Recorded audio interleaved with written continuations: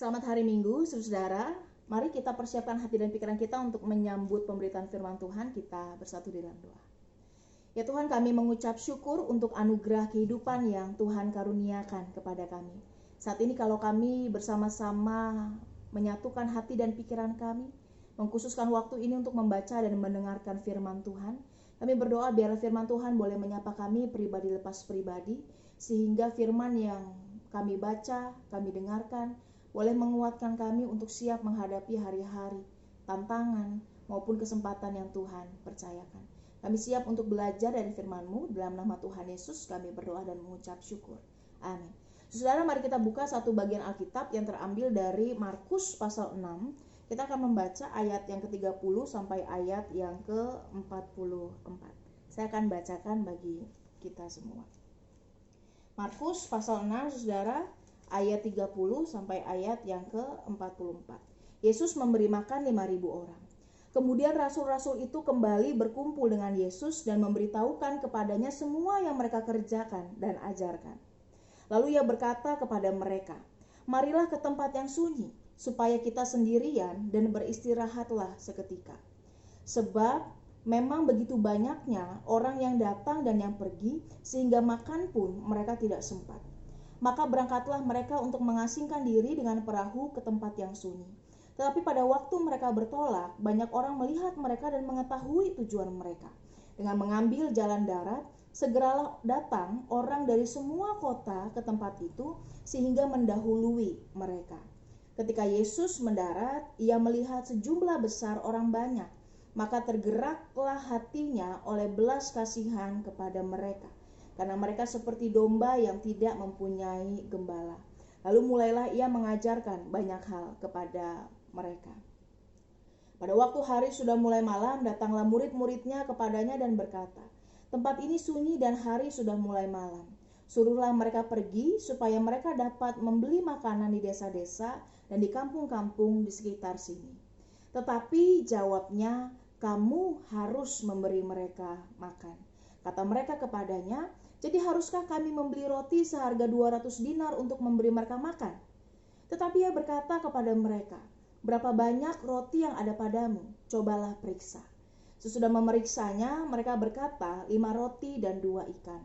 Lalu ia menyuruh orang-orang itu supaya semua duduk berkelompok-kelompok di atas rumput hijau. Maka duduklah mereka berkelompok-kelompok, ada yang 100, ada yang 50 orang. Dan setelah ia mengambil 5 roti dan 2 ikan itu, ia menengadahkan ke langit dan mengucap berkat, lalu memecah-mecahkan roti itu dan memberikannya kepada murid-muridnya, supaya dibagi-bagikan kepada orang-orang itu. Begitu juga kedua ikan itu dibagi-bagikannya kepada semua mereka, dan mereka semuanya makan sampai kenyang. Kemudian orang mengumpulkan potongan-potongan roti 12 bakul penuh, selain daripada sisa-sisa ikan. Yang ikut makan roti itu ada 5.000 orang laki-laki. Demikianlah Injil Tuhan Yesus Kristus. Berbahagialah kita yang tidak sekadar membaca tetapi juga melakukannya di dalam keseharian. Hosiana. Saudara, fenomena COVID-19 yang sedang kita rasakan saat ini bersama-sama itu direspons secara beragam, ya.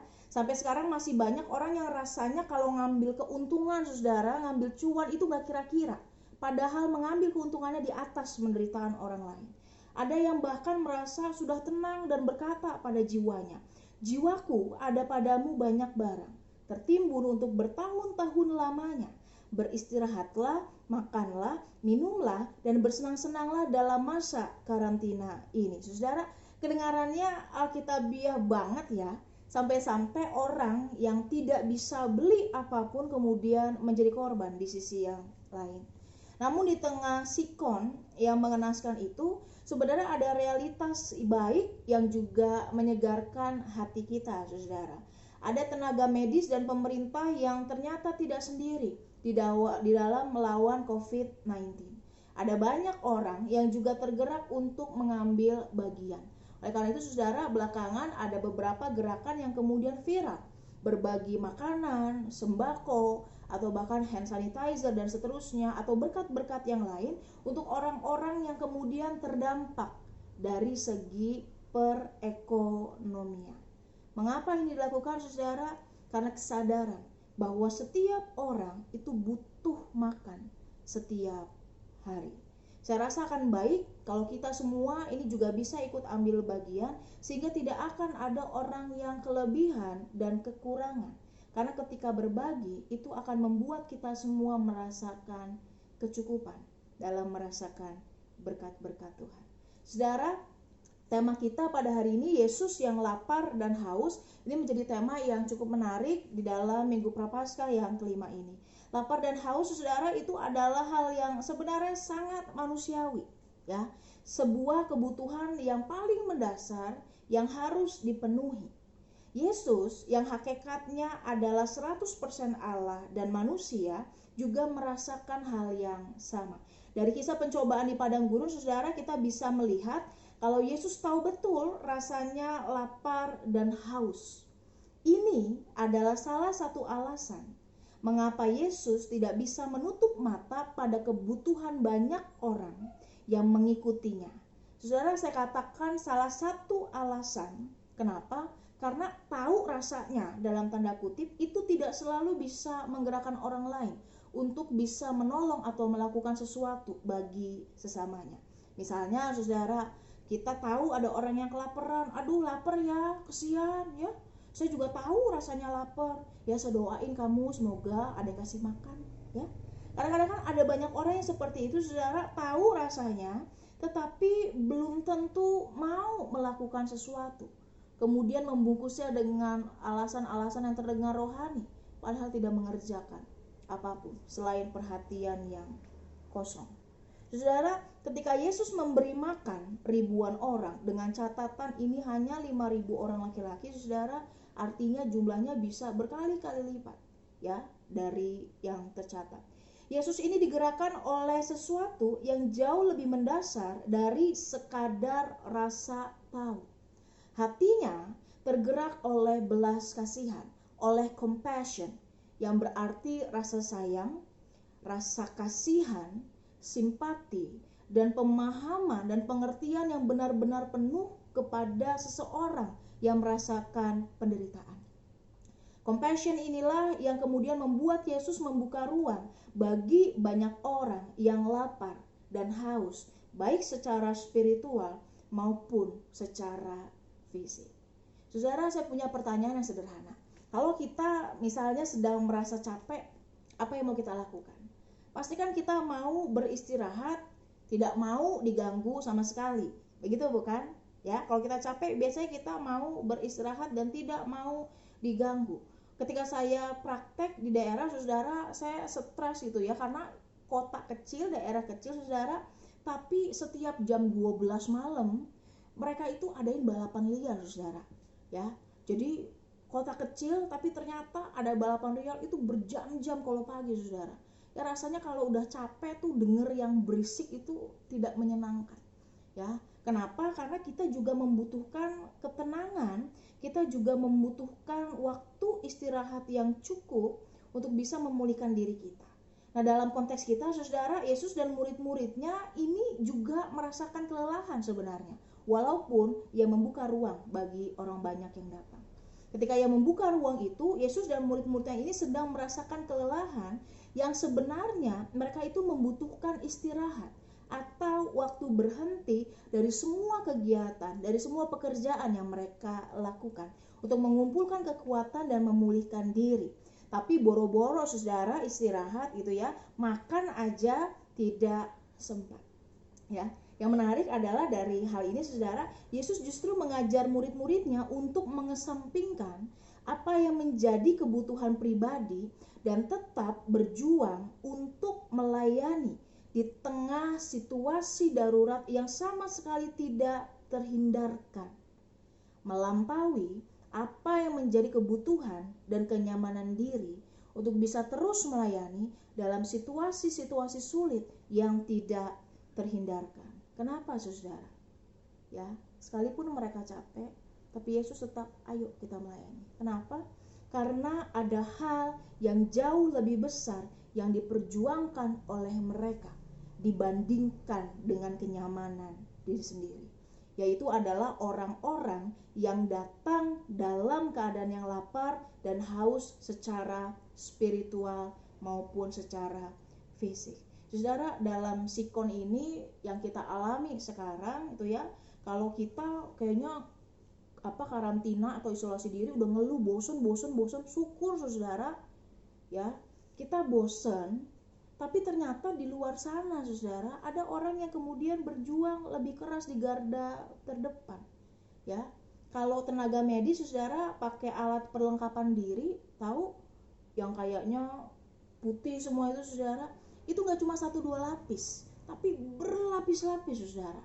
Bandingkan sama kita yang orang-orang tertentu saudara yang mungkin kayaknya corona gak ada apa-apa, terus masih pakai kaos keliaran di luar gitu saudara. Aduh kasihan banget gitu ya. Karena tenaga-tenaga medis kita justru berusaha menjaga diri sehingga bisa menolong orang lain ya. Keadaan yang tidak mudah, setengah mati saudara, apalagi ketika mereka merawat pasien yang kemudian dipercayakan kepada mereka. Saya rasa seperti dalam konteks Yesus, ini tidak akan bisa dilakukan ketika seseorang tidak mempunyai panggilan dalam mengerjakan ini.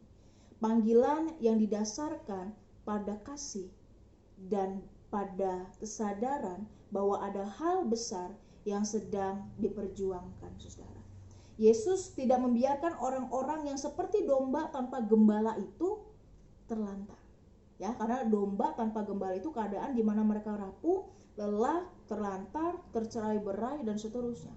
Ini tidak dibiarkan hilang begitu saja, saudara. Ya, oleh karena itu hari ini ketika kita memasuki Minggu Prapaskah kelima, di tengah pergumulan yang kita rasakan, di tengah kelaparan dan kehausan kita secara fisik dan spiritualitas, di tengah segala kekhawatiran yang kita rasakan, di tengah masa-masa sulit, tantangan yang ada, kita bisa belajar untuk bergantung penuh kepada Tuhan. Mengapa saudara? Karena dari kisah ini kita mengimani bahwa Yesus tidak pernah berhenti hanya sampai tahu. Kasih dan pertolongannya selalu menggerakkan ia untuk melakukan yang terbaik bagi kita sesuai dengan waktunya. Kasih dan pertolongannya nyata, saudara. Ya, mungkin dalam keadaan kita sekarang, saudara, kita enggak berlebihan. Tapi bukankah penyertaan Tuhan membuat kita merasakan kecukupan? Ya, COVID-19 membuat banyak keluarga bergumul, sakit, sampai meninggal, saudara. Tapi bukankah di tengah kesedihan atau kesulitan yang kita rasakan, ada jalan-jalan yang juga Tuhan bukakan. Jalan-jalan yang kemudian menolong kita untuk melewati masa-masa berat di tengah keterbatasan yang ada. Mungkin saudara tidak berakhir dalam tawa. Ada orang-orang yang berakhir di dalam tangisan. Tidak apa-apa. Menangis dan serahkanlah segala duka cita kita, kekhawatiran kita, stres kita, pergumulan kita di dalam Tuhan. Karena kita meyakini pertolongannya itu tidak pernah terlambat kepada kita. Ia menolong manusia yang dalam keterbatasannya tidak bisa mengerjakan sesuatu kalau bukan tanpa Tuhan. Saudara, saya selalu katakan bahwa orang Kristen itu adalah orang-orang yang beruntung. Silahkan lihat di KBBI, saudara. Kata beruntung itu pertama-tama bukan berarti manfaat, keuntungan gitu ya, apa yang bisa kita dapatkan, bukan. Tapi kata untung pada pemahaman yang pertama adalah ketika Tuhan menentukan atau menyerahkan rancangan damai sejahteranya untuk kita jalani. Itu mengapa orang kemudian menjadi beruntung. Kita sebagai orang Kristen yang beruntung. Kenapa? Karena langkah-langkah kita, saudara, ada di dalam rancangan damai sejahtera Tuhan. Sedih, menyenangkan, berlebih, kekurangan, bahagia ataupun tidak. It's all about our perceptions. Ini tentang bagaimana cara kita memandang pada apa yang Tuhan percayakan kepada kita. Kiranya Tuhan menolong kita semua untuk bisa menjalani masa-masa yang ada dengan baik, dengan bijaksana di dalam pertolongan Tuhan. Tetap semangat, Tuhan Yesus memberkati. Amin. Satu dua bagi kita.